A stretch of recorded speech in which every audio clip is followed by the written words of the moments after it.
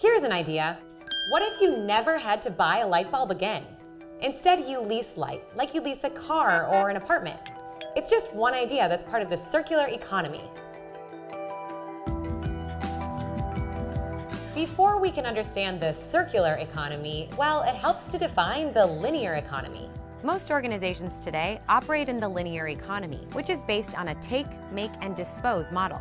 So, for example, a light bulb company takes resources, like glass or metal, to manufacture its products. The company makes the bulb and sells it to a customer like me who uses it. Once the light bulb burns out, I dispose of it.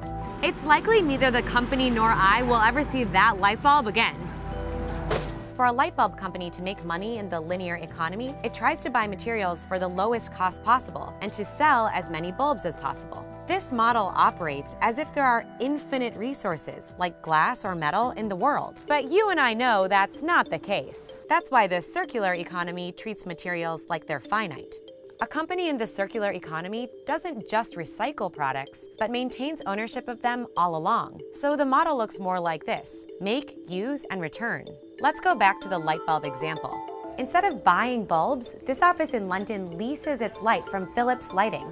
It signed a 15-year lease for the service and pays a fee each quarter. Philips still owns the actual light bulbs and provides maintenance and replacements when needed, no extra cost. This model gives Philips the incentive to produce energy-efficient light bulbs, and it saves the office money with fixed lighting costs. It's a radically different business model that makes companies more like service providers than sellers of a physical product. And it turns out lots of companies are looking for ways to get involved. Take H&M, one of the world's largest clothing retailers. It's working on a strategy to become 100% circular. The company collects old garments in its stores and recycles them.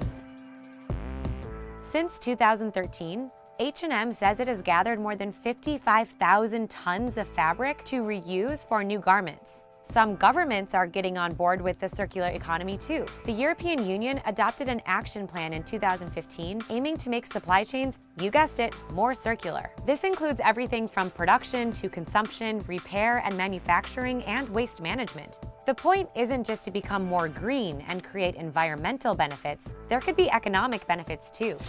One report estimated a shift toward the circular economy in the EU could increase GDP by an additional 12 percentage points by 2050.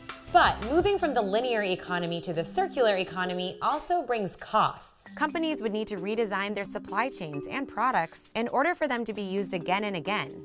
Manufacturers might be burdened when it comes to the actual logistics of disposing and recycling. A recent report found only 22% of UK companies are trying to generate value from products that are returned for reuse, recycling, or refurbishing.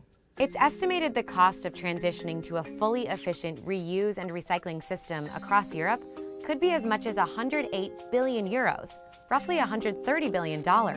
Cost is one thing. Changing people's mindsets is another. And that's what it'll take for the circular economy to go from an idea to reality for everyone. Hey guys, it's Elizabeth. Thanks so much for watching. You can check out more of our videos over here. We're also taking your suggestions for future CNBC Explains, so leave any ideas in the comments section. And while you're at it, subscribe to our channel. See you later!